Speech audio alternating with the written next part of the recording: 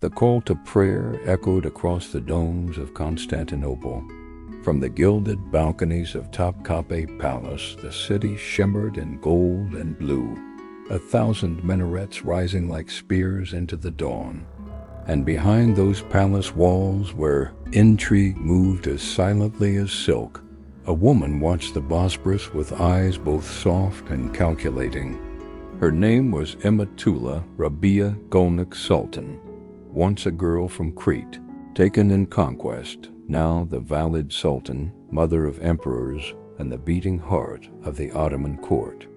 She had been born a captive, but she would die a queen.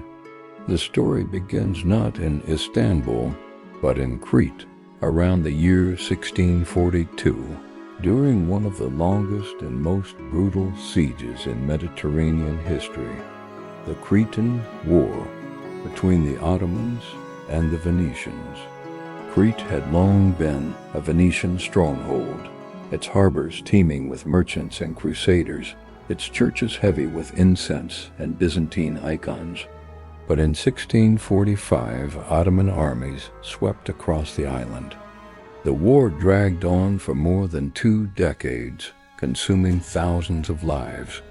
Among the chaos, a young Greek Christian girl, known in her childhood as Eleni or Evmania, was taken captive and brought to the imperial capital. There, amid the towering gates and shadowed corridors of the Topkapi Harem, she was renamed Gülnuş, meaning rose blossom. And like a rose, she would bloom quietly, only to later command the full attention of the sun.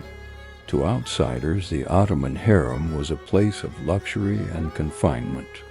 To insiders, it was an empire within an empire, a labyrinth of alliances, rivalries, and delicate politics, ruled not by soldiers, but by women.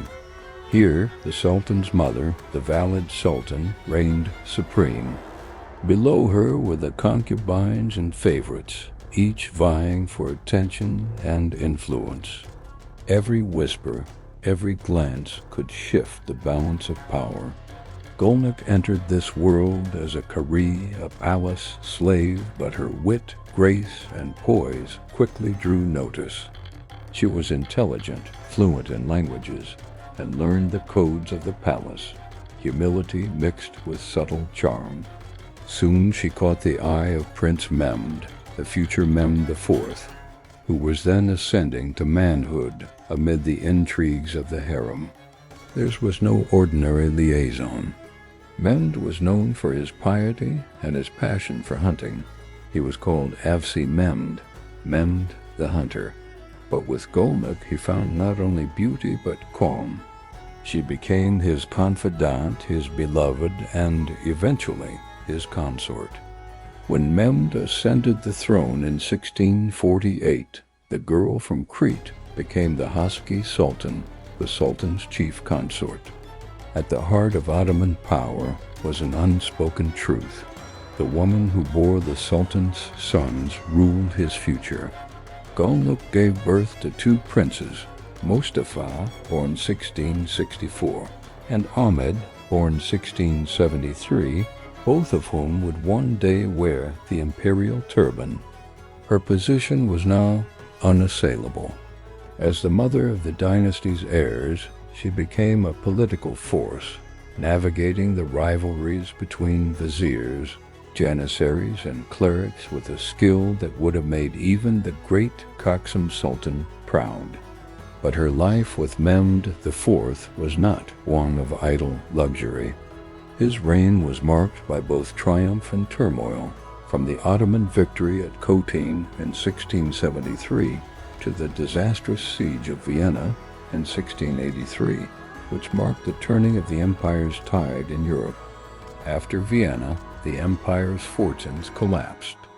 The Christian powers of Europe, the Habsburgs, Poles, and Venetians, formed the Holy League and drove Ottoman forces back.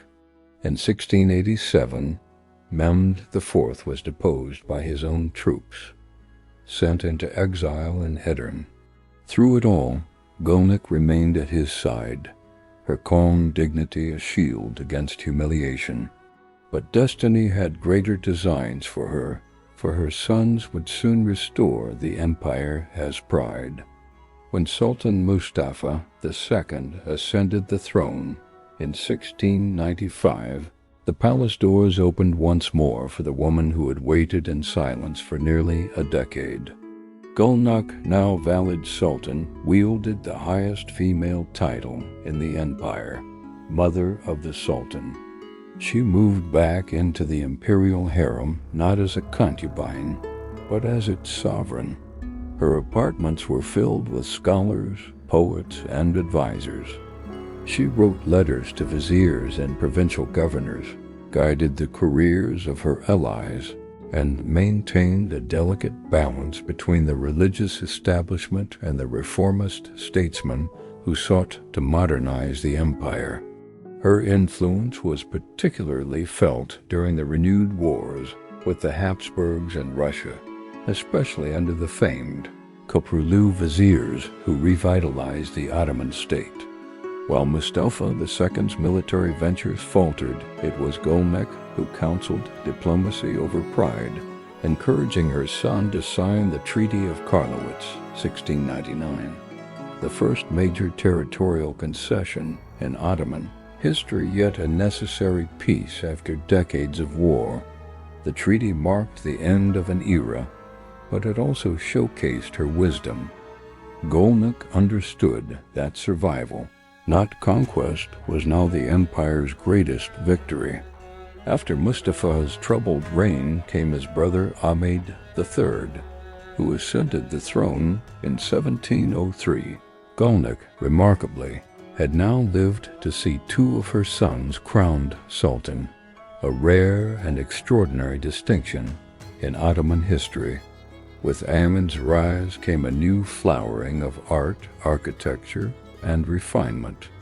This was the dawn of the tulip era, when Istanbul glittered with gardens, fountains, and poetry. Gülnuk's patronage of architecture reflected both her faith and her gratitude. She commissioned the Yeni Valid Mosque in Üsküdar, a masterpiece of Ottoman Baroque design built on the Asian shore of the Bosphorus, where pilgrims began their journey to Mecca. From her palace in Üsküdar, she could watch the ships pass, the same waters across which she had once arrived as a captive girl. Now, her own mosque's minarets crowned the skyline. She also oversaw charitable foundations across the empire, schools, soup kitchens, fountains, and caravanserais. Her endowments extended as far as Mecca and Medina, reflecting her deep piety. It was said that she never forgot her origins and that she prayed each dawn for both her homeland and her empire, for the cross she left behind and the crescent she now wore. In 1715, after 7 decades of a life that spanned captivity, love, and imperial command, Emetullah Rabia Gülnuş Sultan's health began to fail. She retired to her beloved palace in Üsküdar, surrounded by the scent of roses and the murmur of the Bosphorus. When she died in 1715, the city mourned not only a queen mother, but a symbol of endurance and grace. She was buried in a magnificent mausoleum beside her mosque, the Yeni Valid Mosque complex. Her tomb, inscribed with words that reflected her journey.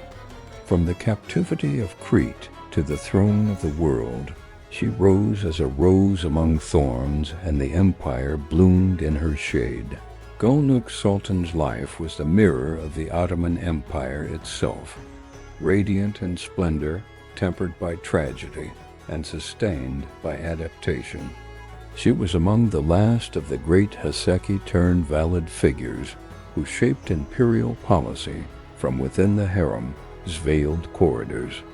Her sons, Mustafa II and Ahmed III, carried her lessons differently. Mustafa with caution and melancholy, Ahmed with optimism and love for beauty. But in both, one could see her imprint, her intelligence, her moderation, her balance between old faith and new vision. Her mosque in Üsküdar still stands today, its fountains murmuring the prayers of centuries. And in its quiet courtyard lies the girl who came from a conquered island, loved a king, raised 2 emperors, and guided an empire through one of its most delicate transformations. Emetullah Rabia Gülnuş Sultan, the captive who became the empire's rose, the rose who became its queen, and the queen who became its conscience.